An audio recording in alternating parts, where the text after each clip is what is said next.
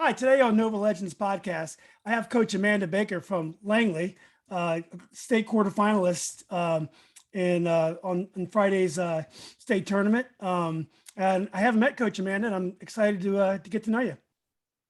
Hey, thanks for having me. Sure. So I talked to Coach Dade yesterday. I don't know if you happened to see the interview, but I did. in fine form, he made you sound like the second coming of Coach Krzyzewski, and amazing coach. And it sounds like it's going to be a really good matchup on Friday. But let's talk a little bit about your season. I didn't get a chance to see you guys play, but why don't you tell me a little bit about your team? Sure. We're a senior-led team. We've got a big senior class, which I always enjoy. So some faces that have been around for a long time. Annabeth Holsinger kind of leading the way at the point guard position. But really a ton of seniors around her and a lot of young talent that has developed a ton over the year. But we've had a lot of fun. We've had some challenges, as every team has had, but I think we're playing really well together right now. And the exact time that you want to be playing your best. Yeah. Coach Dade says you have some long range shooters as well. Yeah, Caitlin Schubinine, she's a great three-point shooter. Olivia Walk has really come on, and she's been hot lately. Really a good shooter all year, but she's found her groove. And then AB is pretty consistent from three. So we have quite a few threats from the outside that help stretch our defense. Oh, great. So Coach, we haven't met. How long have you been at Langley? This is year 11. Oh, wow. Yeah.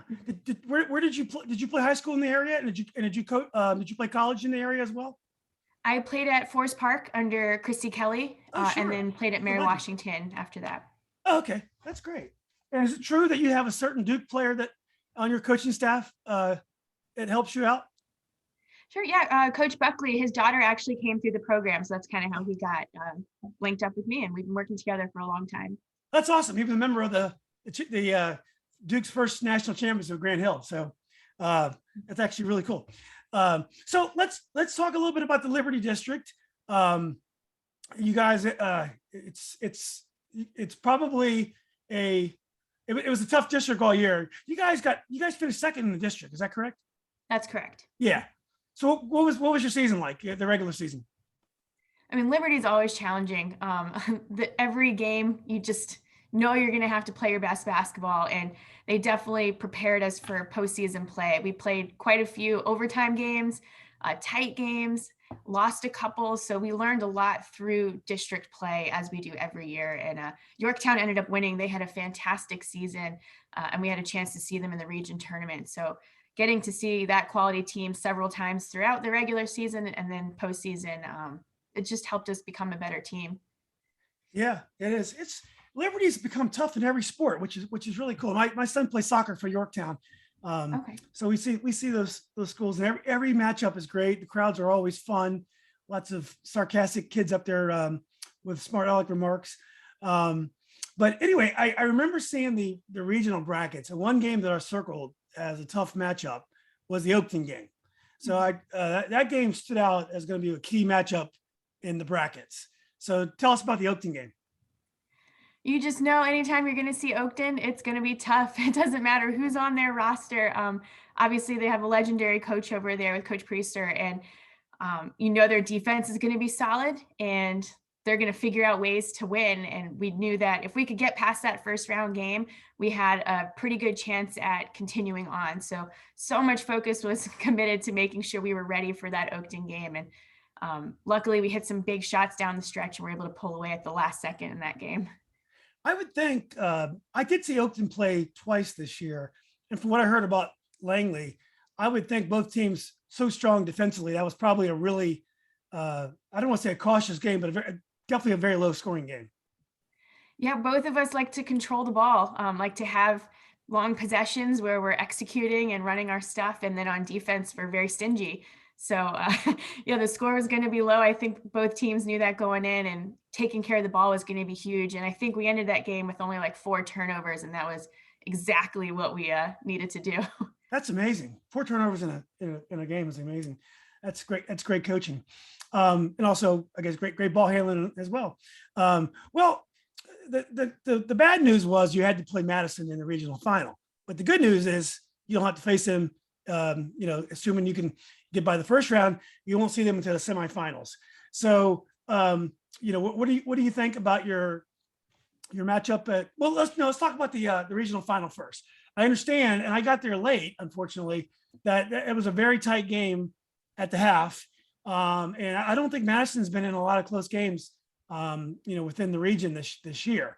So, what was your game plan, and how were you able to keep the game so close? Well, we focused a lot on not just being happy to be there. Like we really thought we were going to win. We came ready to win, and I think that intensity helped us really start strong. We had a few turnovers early that I think came back to bite us, but the fact that the girls played with a lot of belief and intensity, I think helped make some of those shots go in, gave them confidence to compete at that level. And towards the end, it might have been a factor of just getting a little fatigued.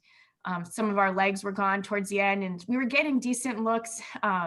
Their defense obviously took it up a notch towards the end of that fourth quarter, but I think if we can get our conditioning back and hit a couple more of those shots, we could have made it a little more interesting down the stretch. But big credit to the players. Like they really came out to win, and Madison's just a great team. So it was their night. Regionals is grueling because you got to play three, and in the Occoquan region, it's 4 games in 1 week. States are different because you're going to have a game Friday. If you win that, you got 3 days. You win that, you got 4 days. So it's more like a normal schedule. I assume as a coach, you'd prefer the latter. It's interesting. There are definitely pros and cons to both, where you can have these quick turnarounds in a region tournament where you get 1 day to prepare, 1 day to completely focus on a particular opponent. And that bodes well for a team like us, where my players are so focused on task at hand. And then when you have like 4 days, that can really run long, and it gets hard to keep them focused for 4 days. So I think either way, there are challenges to both having quick turnarounds and way too long in between. Like 2 to 3 days max, I feel better about. 4 days, it's like, what are we doing with this extra day here? So I don't think either one is going to hurt us, but I kind of prefer having shorter turnarounds. As a coach, would you rather be David or Goliath?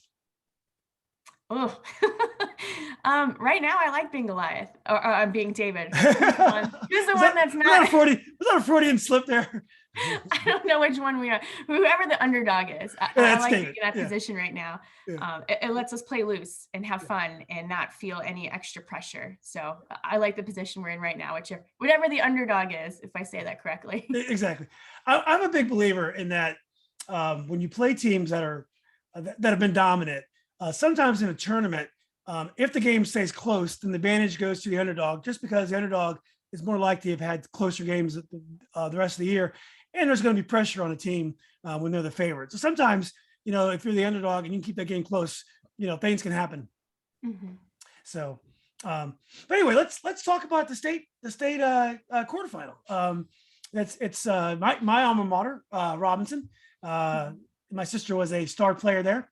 I wasn't so good, but they have a great program, as you know. Robinson's one of the best girls basketball programs in the area, probably the state, for over the last 40 years. This year, I guess their team they had some youth. They have a freshman post player that Georgia. I think I'm losing her last name now, but I understand she has an older sister who plays. But what do you know about Robinson? I'm learning a lot about them. I had been so focused on our district and region. I had followed scores. I knew they were doing well, but I hadn't really paid a ton of attention because I didn't want to get ahead of myself. So it's been a lot of learning in the last couple of days, and they have some great strengths that we're going to be ready or need to get ready for. Post play being one of them, and handling some of that perimeter pressure again, like we saw the other night.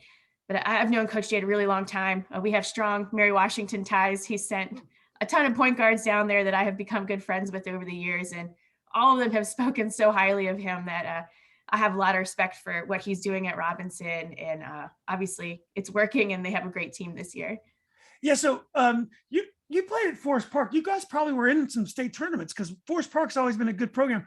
Do you like the format of state now, where you play, it's a state tournament, but you're really playing regional type games? You're playing teams from the area, and with class 6, you may never see a team from out of the area. It could be a Prince William team that you play in the final. Do you like the format, or do you like to see it open up like the old days? I miss the old days. When I was a player, it was single A, double A, triple A. Yeah. So it was like a really big deal to get to the final. I mean, we're talking about hundreds of schools in each of these classes. And I was doing a count for class 6 the other day, and I was like, oh, there's only 56 schools. That's interesting because they change it so often. Yeah. But especially at this point in the season, it would be awesome to travel, to get to see some other competition in the state. And really not that long ago, we still were. I remember, I'm trying to think what year Paige Galliani was a senior, but we traveled for the first round of states down to the beach. We were in Virginia Wesleyan playing. And that was such a cool experience for the girls, playing in a big stadium and getting to see some new opponents. So I do kind of miss that. I guess logistically it makes sense, saves money playing up here, but it would be really cool to go back to a format where the girls get to expand their travel a little bit. Yeah, and I think especially in the girls' side, there are a lot of questions that go unanswered every year, because I was talking to Coach Lewis a few weeks ago, and I said, "Hey, do you think Madison can beat Princess Anne?" And she was like, "We'll never know." I'm like, "What are you talking about? They're in different classifications." And I'd kind of forgotten that. It seems kind of weird to me in basketball where, it's nice to have a huge school, but it really doesn't have that level impact on the type of product you can put on the floor. 100 or 200 difference in class size per grade. I think it's a real shame at the end of the year we don't have more questions answered. Right. Yeah. Yeah. And it's fun for the teams and the players to get a sense of how they really stack up. And that with the way the format is now, you don't really get that opportunity till the last game. You see whoever's made it to the end, but there are a lot of other good teams that would have been great to see along the way. Yeah, definitely so. So, being a Prince William woman, product of Prince William County, do you know any, and I'm not asking you to look ahead, Robinson, but just for folks who are fans of the state tournament, do you know anything about the Prince William teams? I think it's Osborne, Park, and Woodbridge. Do you know anything about those teams? I know Osborne Park well, because Chrissy's there. And so I keep in touch with her, and we, follow each other's teams. So I know that they've got some talent.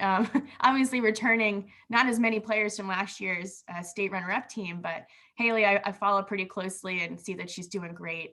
Woodbridge, we played in a fall league, so I got a chance to see some of their players during that time and knew that they would be in the mix, and congratulations to them for getting this far. But I haven't watched any film beyond just every once in a while turning on a live stream, seeing how they're doing.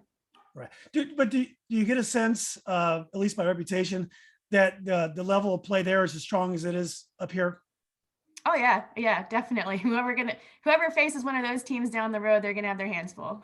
Right. Well, that's exciting. Well, look, Coach, I hopefully, the way they have the schedule now, all the games are at 7:00 on Friday, so you have to really choose, what location. It used to be, for state games, you could watch a lot of them. Maybe not every game, you can watch a lot. So probably won't get a chance to see you guys play on Friday, but I hope to see you guys play down the road. Definitely wish you the best of luck, and thanks for doing this. We do quite a lot of podcasts with local coaches. Sometimes we do it with groups of coaches and stuff, and hopefully I can get some new blood on the podcast and talk to new coaches that are doing such a good job with our student athletes. Well, thank you for having me and for continuing to elevate the girls' game. Any opportunity to talk about these awesome players, I'm happy to do it. And thank you again. Yeah, well, awesome. Well, thanks for that offer, and I definitely will be taking you up on it. And again, best of luck on Friday. Thank you so much. Have a good you're one. welcome, Coach. See ya.